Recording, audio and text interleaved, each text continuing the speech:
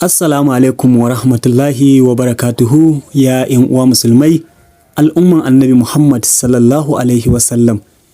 Barkanmu da warhaka, barkanmu da wannan lokaci da fatan kowa yana lafiya. To masha Allah, masha Allah. Kamar yadda a baya na kawo muku hotunan Sheikh Aminu Ibrahim Daurawa tare da Yon Sheikh, ziyarar da ya kai wa Malam Aminu Ibrahim Daurawa, har na ce Malam ya yi masa addu'a da fatan alkhairi ga rasuwar mahaifiyarsa da kuma nasihohi da ya musu. Har ila yau kuma gashi na kawo muku hotunan ziyarar da Yon Sheikh ya kaiwa Sheikh Bello Yabo. Masha Allah, masha Allah. Daga cikin tattaunawarsu har Sheikh Bello Yabo ya tambayi shekarun Yon Sheikh. ‘Yan uwan Yon Sheikh suka ce shekarunsa 10. Malam Bello Yabo da ya ji an ce shekarun Yon Sheikh 10 sai ya yi dariya cikin mamaki, ya ce ina aka samu wannan ilimi.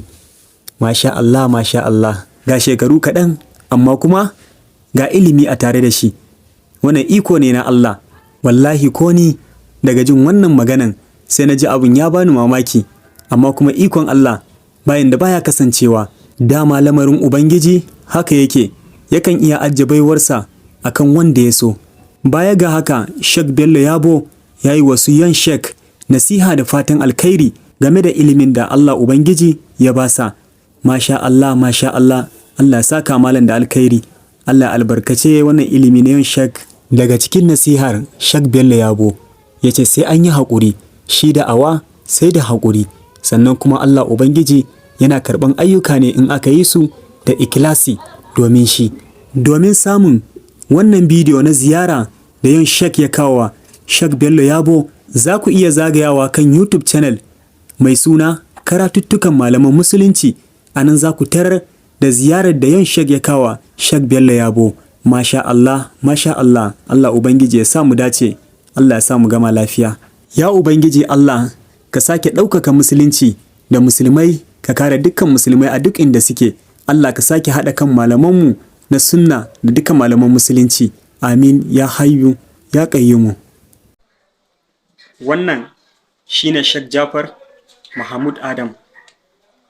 Wannan shine Sheikh Awwal Albani na Zaria.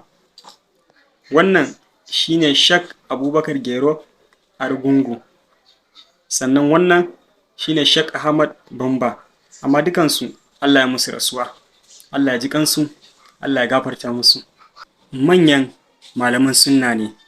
Shi da Sheikh Jafar an kashe shi ne ta hanyar harbi yayin da yake sallah a cikin masallaci. Haka shi ma Malam Albani Zaria ya taso daga karatu, shi ma aka harbe shi akan hanyarsa ta dawowa gida. Shi kuma Sheikh Ahmad Bamba rashin lafiya yayi, Allah ya karɓe ransa. Haka kuma Sheikh Gero Argungu shi ma yayi rashin lafiya ne, Allah ya karɓi rayuwarsa. Allah ka ji kansu, Allah ka gafarta musu. Malamai magada annabawa ne.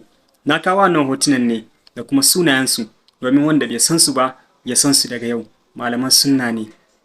Sheikh Jafar da Albani Malam Gero, Ubangiji Allah ka ji kansu da rahama, Allahumma amin. Allah ka ji kan Malam Ahmad Bamba. Malam ya rasu bai bar yin wa'azi ba, kullu nafsin ayar mutuwa kan kowa, duk mai rai wata rana zai zama gawa. Allah ka samu yau dacin zuwa kushewa, malamai wa'yanda Allah ya musu rasuwa. Ina ta'aziyya ga iyalansu da ‘yan uwa, Allah ka ba su haƙurin rashinsu a rayuwa. Malamai magada ne na annabawa, Allah ka ji kansu. Malamai masu koyar da al'umma, Allah ka ji kansu kai rahama a gare su. Allah ka sa aljanna makoma ta su, Allahumma amin. A cikin surorin Alkur'ani akwai suran da ake karanta shi ba tare da basmala ba. Wani sura ne wannan? Surar da ake karanta ta ba tare da basmala ba ita ce suratul Tauba. Gaba ɗayan Alkur'ani wahayi ne. To amma da wani sura aka fara yin wahayin farko? wahayi na farko da aka fara saukarwa annabi sallallahu alaihi wasallam, wannan sura ita ce Iqra. Shekaru nawa aka yi ana saukar da Alkur'ani tun daga ayar farko har zuwa ayar ƙarshe da aka saukarwa annabi? To, shekarun da aka yi ana saukar da Alkur'ani shine shekaru 23 ne aka yi ana saukar da Alkur'ani mai girma.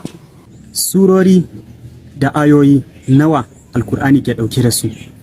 To, shi Alkur'ani mai girma ya ɗauke ne da surori 114, sannan yana ɗauke da ayoyi 6,236. Alkur'ani kenan, babban kundi, kitabullah, kalamullah, wannan gaskiya ne. Ya Ubangiji Allah, ka ba mu fahimtar Alkur'ani mai girma da tsarki. Amin ya hayyu ya qayyumu. To, Malam Amadu, Annabi sallallahu Alaihi wasallam yana da sahabbai. Daga cikin sahabban nasa akwai wasu da ake kiransu Khulafa'ur Rashidun. Wahannan sahabban su nawa ne? Su hudu. Gaskiya ne. Ko za ka iya faɗa mana sunayensu? Abubakar Siddiq, Umar ibn al-Khattab, Usman ibn Affan, Aliyu ibn Abi Talib. Wannan gaskiya ne. Allah ya ƙara annabi daraja. Zo mu karu da juna.